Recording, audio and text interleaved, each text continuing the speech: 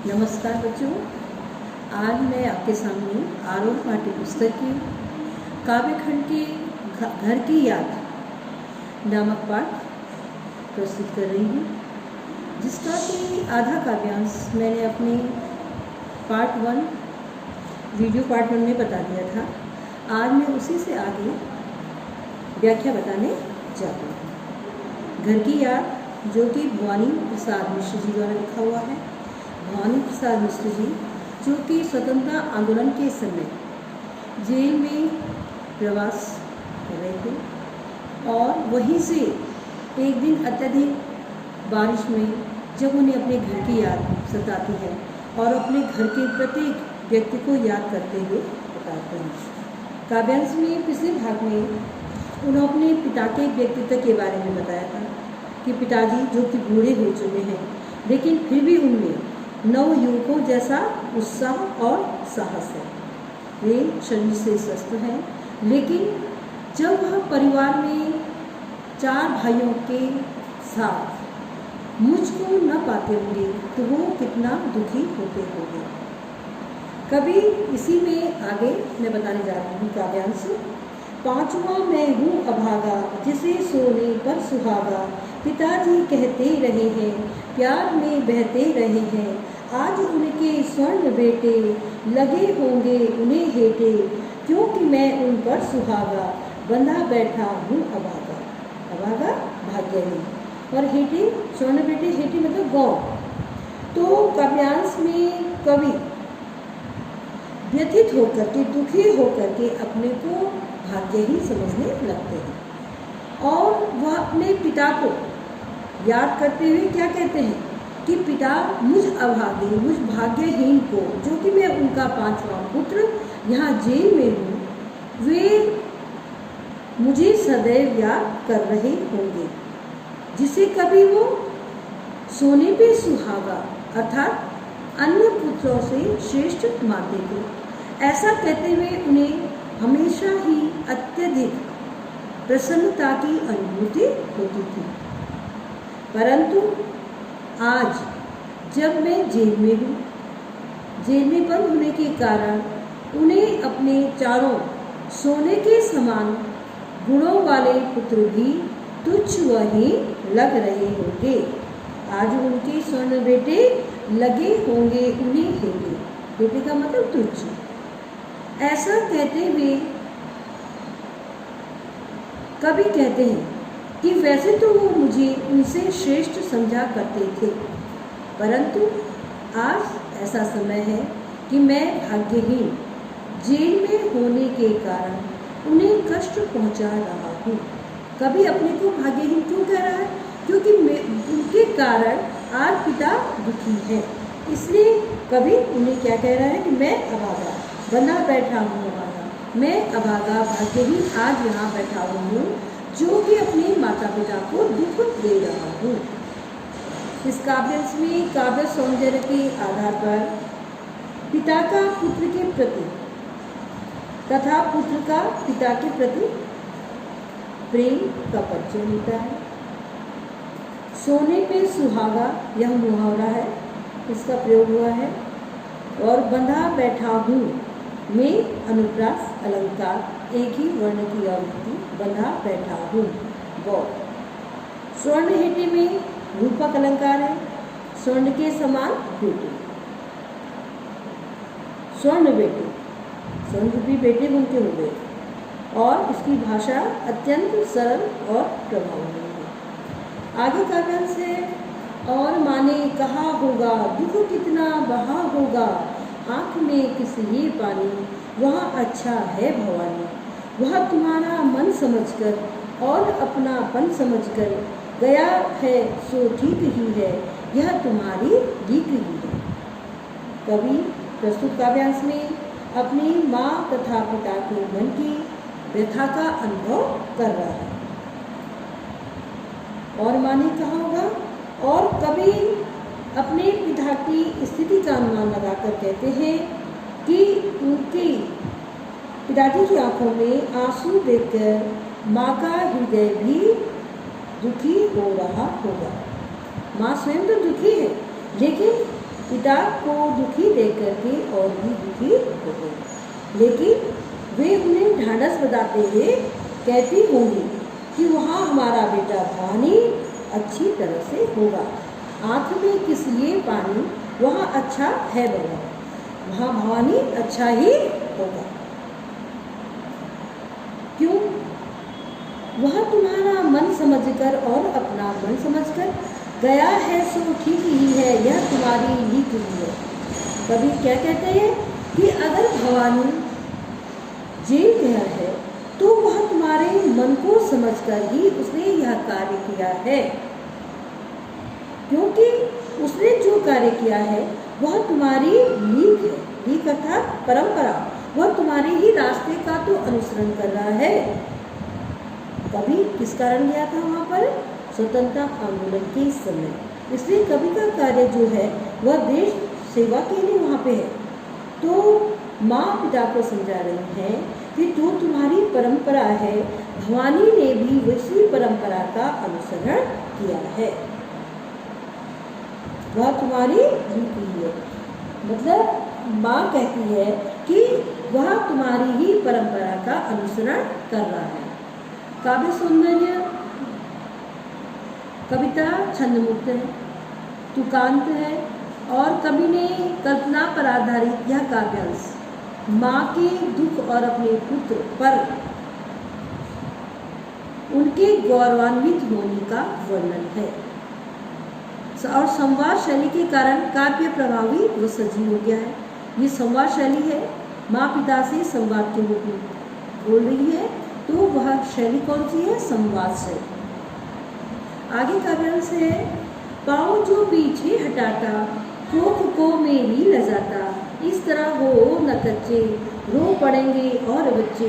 पिताजी ने कहा होगा, हाय कितना सहा होगा, कहाँ मैं रोता कहाँ हूँ, धीर मैं खोता कहाँ हूँ। क्या कहते हैं? कवि की माँ आगे उनको समझाते हुए कहती है और उनको धीरज धारण के लिए करने के लिए कहती है कि पाँव जो पीछे हटाता, कोख को मेरी ले जाता।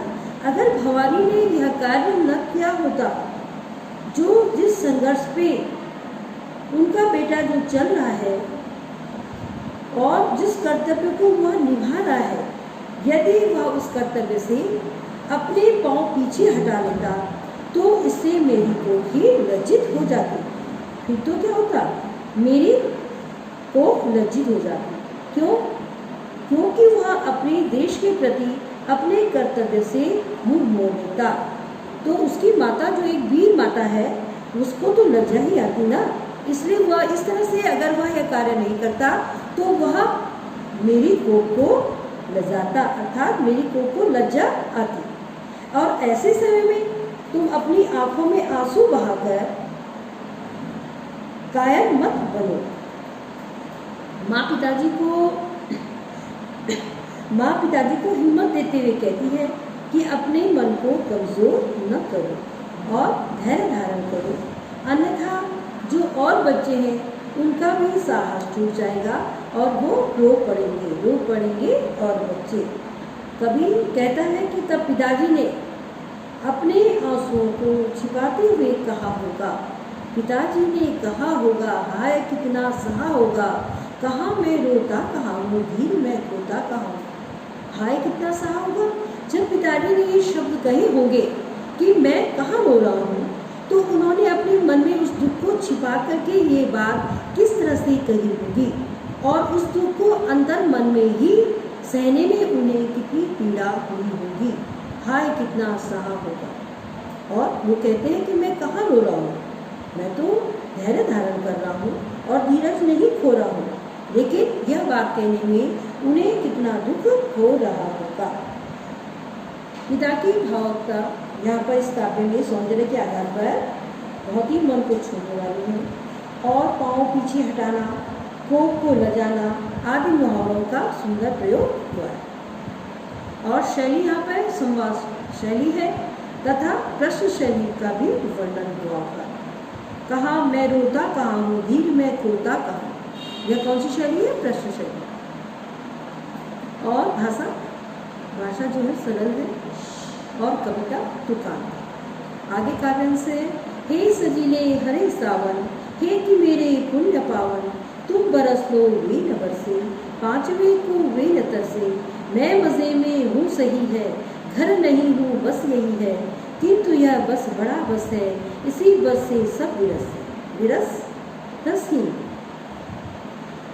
सजीला है आकर्षक, हे सजीले हरे सावन, हे हरे पुण्य पवित्र आकर्षक और सुंदर सावन। कवि सावन को संबोधित करते हुए अपनी मन की स्थिति को व्यक्त कर रहा है। वह अपनी मन की बात सावन को संबोधित करते हुए कहता है कि हे सुंदर आकर्षक और लोगों को खुशियां प्रदान करने वाले सावन, तुम तो जन का मंगल करने वाले हो। जन मतलब अर्थात लोगों का। सावन में जब पानी बरसेगा तो फसलें अच्छी होंगी। तो वो कहते हैं कि तुम तो जन का मंगल करने वाले हो, तो हे सावन तुम अवश्य बरसो, तुम्हारे बरसने से जगत का उद्धार होगा। लेकिन मेरे पिताजी की आंखों को न बरसने दो। अर्थात वे अपने पांचवें पुत्र को याद करके दुखी न हो। कवि को सावन का बरसना अच्छा लगता है, परंतु अपने पिता की आंखों से आंसुओं का बरसना अच्छा नहीं लगता। कवि आगे कहते हैं कि मेरा संदेश देते हुए उन्हें कहना, मैं मज़े में हूँ सही है, मैं यहाँ क्या हूँ, बहुत आनंद में हूँ और मैं सुख से रह रहा हूँ, लेकिन बस कमी क्या है कि मैं घर में नहीं हूँ। कमी किस बात की है कि मैं घर में नहीं हूँ, लेकिन कवि के बस कहने में ही उसका दर्द छिपा हुआ है। घर नहीं हूँ बस यही है। इस बस के अंदर क्या है, बहुत कुछ समा गया है। इस बस में कवि के हृदय का दर्द समाया हुआ है, किंतु यह बस बड़ा बस है और इसी बस से सब रस है। लेकिन कवि ने कहा कि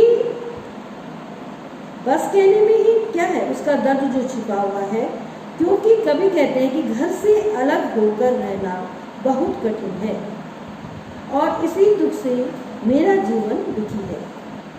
मैं क्या सह रहा हूँ, वियोग। मैं घर का जो वियोग है, अपने घर वालों से, अपने परिजनों से जो दूर हूँ, वह मैं सह रहा हूँ, और जो कि नीरस है और नरक के ही समान।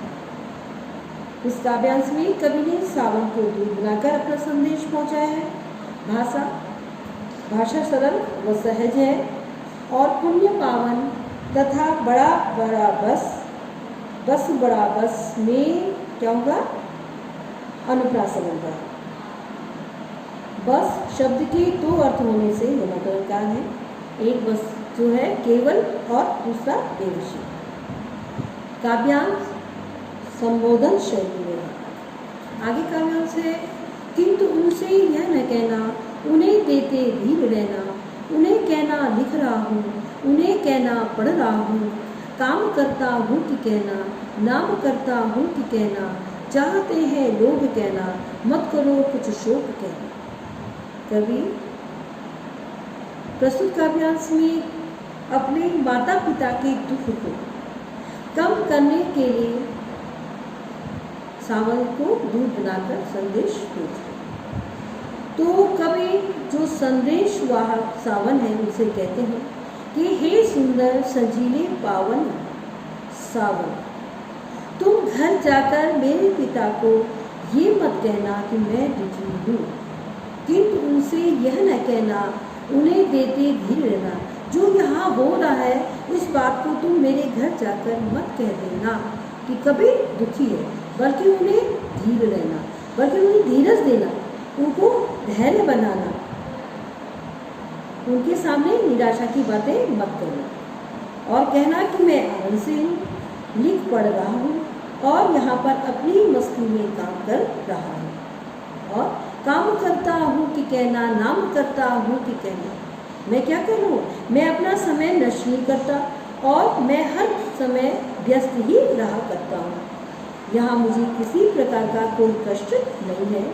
और तुम उन्हें कहना कि जेल के लोग भी उन्हें बहुत चाहते हैं। चाहते हैं लोग कहना, जो वहाँ पे लोग हैं जेल में, जेलवासी जो है, कहते हैं कि सभी लोग मुझे बहुत चाहते हैं, इसलिए आप किसी प्रकार का भी शोक मेरे लिए न करें, अर्थात दुखी न हो। प्रस्तुत काव्यांश में सौंदर्य के रूप में वही संदेश, सावन को संदेशवाहक बनाया गया है और सावन को संदेशवाहक बनाए जाने के कारण यहाँ पर मानवीकरण अलंकार होगा। काव्यांश में कवि अपने दुख को छिपाना चाहता है, यह इसका भाव सौंदर्य हो जाएगा।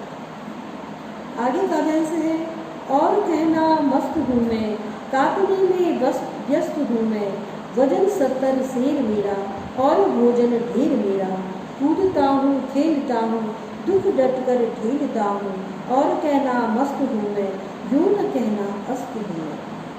अस्त होना निराश होना। और काटने में व्यस्त हूँ, काटना उसमें जब जेल प्रवास के दौरान सभी कैदियों को सूट कटाया जाता था, उनसे वह सूट काटते रहते थे। तो कभी यही कह रहे हैं कि हे सावन, तुम मेरे माता पिता से कहना कि मैं यहाँ गांधी जी के निर्देश पर सूट काटता हूँ, अर्थात देश सेवा के कार्य में व्यस्त हूँ। मैं यहाँ खूब खाता पीता हूँ, इसलिए वजन 70 शेर मेरा, इसलिए मेरा वजन भी 70 शेर हो गया है। कहने का क्या अर्थ है कि मैं हर प्रकार से यहाँ पर खुश हूँ और मेरा वजन बढ़ गया, इसलिए मैं मजे में। आगे कभी कहता है कि हे सावन, तुम पिताजी से यह भी कहना कि मैं यहाँ पर खूब खेलता कूदता और दुखों को अपने से दूर रखता हूँ, कूदता हूँ खेलता हूँ दुख डट कर ठेलता हूँ। ठेलना मतलब मैंने अपने दुखों को जैसे पूर्णता के साथ बाहर करने की कोशिश करता हूँ। ठेलना मतलब दूर हटाना, दूर हटाने की कोशिश करता हूँ। और उनसे कहना कि मैं हमेशा मस्त और निश्चित रहता हूँ। तुम उनसे यह कभी भी मत कहना कि मैं उदास तथा निराश रहता हूँ, जिससे क्या होता, निराशा के कारण मुझे नींद नहीं आती और मैं जागता रहता हूँ। और तुम वहाँ जाकर यह भी मत कहना कि मैं किसी से मिलता जुलता नहीं हूँ। और कहना मस्त हूँ मैं, यूँ न कहना अस्त हूँ। अस्त का मतलब निराशा। उनके अंदर जो निराशा है, निराशा के कारण वह क्या है, उदास थे, और इसीलिए वह सावन से अपने पिता को वास्तविकता बताने के लिए नहीं कह रहे कि वास्तविकता मत बताना। जो यहाँ पे है कि मुझे नींद नहीं आती, मैं जागता रहता हूँ, उदास रहता हूँ, निराश रहता हूँ, यह बात मेरे पिताजी से या मेरी माताजी से मत जाके कहना। कभी काव्य सौंदर्य आ जाएगा, कभी अपने दुख को छिपा रहा है, और क्यों छिपा रहा है, जिससे उसके माता पिता दुखी हो। भाषा तो कांति है, और डटकर ठेलना, अस्त होना, ये सब मुहावरों का प्रयोग हुआ है। 70 शेर में अनुप्रास अलंकार, अलंकार, मुहावरे, भाषा का प्रकार होना, यह सभी क्या है, आकर्षक चीजें। आगे काव्यांश है, हाय रे ऐसा न कहना है कि जैसा है कि जो वैसा न कहना, कह न देना जागता हूँ आदमी से भागता। अभी बताया ना कि हे सजीले सावन, तुम वहाँ जाकर, मैंने बताया था कि मैं रात भर जागता हूँ और निराशा के कारण आदमी से भी बात करने का मन नहीं होता, इसलिए मैं आदमी से भागता हूँ। कह न देना मौन हूँ मैं, खुद न समझूँ कौन हूँ मैं अपने में ही इतना लीन रहता हूँ कि मैं स्वयं नहीं समझ पाता कि मैं कौन हूँ। देखना कुछ बदला देना, वह उसको सावन को संबोधित करते हुए कहते हैं कि देखो यह सब वहाँ मत कह देना, ताकि उन्हें कोई भी शक न हो। हे सजीले हरे सावन, हे कि मेरी पुण्य पावन, तुम बरस लो वे न बरसे, 5 वे को वे न बरसे।